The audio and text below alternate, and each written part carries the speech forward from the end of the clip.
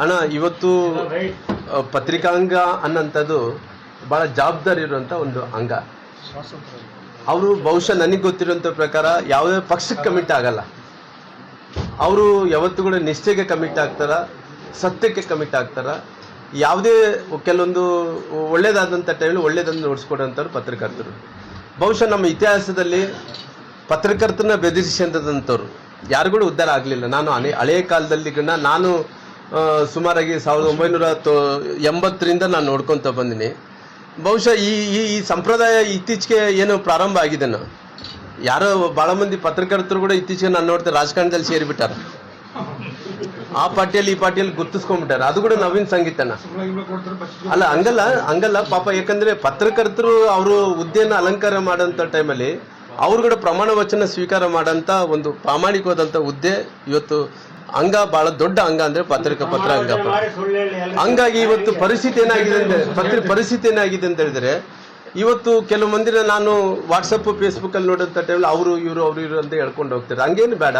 ನನಗೆ ಬಹಳ ನವೀನ ಸಂಗೀತ ಏನಂದ್ರೆ, ಮೊನ್ನೆ ನಮ್ಮ ಯಾರೋ ಸಂಜಯವಾಣಿ ಮಲ್ಲಯ್ಯ ಮೋಕ ಮಲ್ಲಯ್ಯ ನಮ್ಮೇಲೆ ಕೂಡ ಸಿಟ್ಟಾತ. ಯಾವತ್ತು ನಮ್ಮನ್ನ ಇಲ್ಲಿ ಬಂದ ತಕ್ಷಣ ಕುರ್ಸಿ ಹಾಕ್ಯಾರೇನ್ರ, ಏನ್ ಹಾಕಿ ನೀವು ಏನು ಟೀ ಕೊಡ್ತಿರ್ಲಿಲ್ಲ ಅಂದ್ರೆ ಬೆದರಿಸದ ಆತ ಕೂಡ. ನಾನು ಯಾವತ್ತು ಕೂಡ ಮಲ್ಲಯ್ಯನ ಯಾವತ್ತು ಕೂಡ ನಮ್ಮ ಮೋಕ ಮಲ್ಲ ಅಂದ್ರೆ ಮುಂಚೆ ಸಂಜೆ ಮಲ್ಲಯ್ಯ ಅಂತಿದ್ದೆ. ಆ ಮಲ್ಲಯ್ಯನ ನಾವ್ ಯಾವತ್ತು ಕೂಡ ನನಗೇನು ಕ್ಲೋಸ್ ಫ್ರೆಂಡ್ ಏನಲ್ಲ, ನನಗೇನು ಕ್ಲೋಸ್ ಫ್ರೆಂಡ್ ಏನಲ್ಲ. ಆ ಮಲ್ಲಯ್ಯ ವಿಚಾರ ಬಂದಂತ ಟೈಮಲ್ಲಿ ಮಲ್ಲಯ್ಯ ಆಗಲಿ ಇನ್ನೊಬ್ಬರಾಗ್ಲಿ, ಯಾವೊಬ್ಬ ಪೊಲಿಟಿಷಿಯನ್ ಅನ್ನಂಥವ್ರು ಎದುರಿಸಂತ ಕೆಲಸ ಬೆದರಿಸಂತ ಕೆಲಸ ಆಗಬಾರ್ದು. ನೋಡ್ರಿ, ಅವರು ಸತ್ಯಾಂಶನೂ ಬರೀತಾರೆ. ರಾಮನು ತಪ್ಪು ಮಾಡಿದ್ರೆ ಬರೀತಾರೆ, ಇನ್ನೊಬ್ರು ತಪ್ಪು ಮಾಡಿದ್ರೆ ಬರೀತಾರೆ. ಬರೆದಂಥ ಟೈಮಲ್ಲಿ ಅದು ಏನು ತಪ್ಪಾಗಿದೆ ಅದನ್ನ ಒಪ್ಕೊಂಡಂತ ಮನಸ್ಥಿತಿಯನ್ನು ಕೂಡ ಇರಬೇಕಾಗ್ತದೆ. ಕ್ಲಾರಿಫಿಕೇಶನ್ ಅನ್ನು ಕೊಡ್ಬೇಕು. ಈ ರೀತಿ ಬೆದರಿಸೋಂಥದ್ದು ಯಾರಿಗೆ ಶೋಭೆ ತಂದು ಕೂಡ ಈ ಸಂಪ್ರದಾಯ ಎಲ್ಲಿಂದ ಬರ್ತದೆ?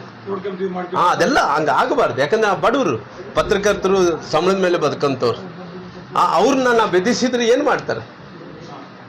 ಏನು ಜನರಿಗೆ ವಾಸ್ತವಾಂಶ ತಿಳಿಸ್ಬೇಕಾದ್ರೆ ಅದು ಮುಚ್ಚಿಡಕೊಂಡಂತ ಕೆಲಸ ಆಗುತ್ತೆ.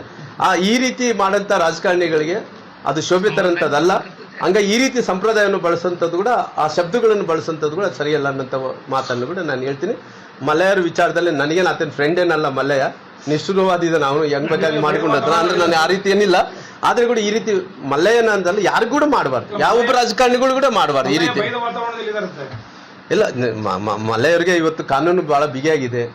ಒಳ್ಳೆ SP ಗಳಿದಾರ, ಒಳ್ಳೆ ಅಧಿಕಾರಿಗಳಿದಾರ, ಒಳ್ಳೆ ಇವತ್ತು ಸಿಸ್ಟಮ್ ಗಟ್ಟಿಯಾಗಿದೆ. ಮುಂಚೆ ಹಳೆಯ ಕಾಲದಲ್ಲಿ ಆದ್ರೆ ಆ ಸಿಸ್ಟಮ್ ನಡೀತಿದ್ದಿಲ್ಲ. ಇವಾಗ ಸಿಸ್ಟಮ್ ಗಟ್ಟಿ ಇರೋ ಕಾರಣ ಯಾರು ಎದುರೋದು ಏನು ಬೇಕಾಗಿಲ್ಲ. ಎಲ್ಲರನ್ನ ಕಾಪಾಡೋದಂತ ಕಾನೂನು ಕಾಪಾಡ್ತಾರೆ. ನನ್ನ ಸಪೋರ್ಟ್ ಅನ್ನೋದಕ್ಕೆ ಕಾನೂನು ಅವ್ರಿಗೆ ಸಪೋರ್ಟ್ ಮಾಡ್ತದೆ.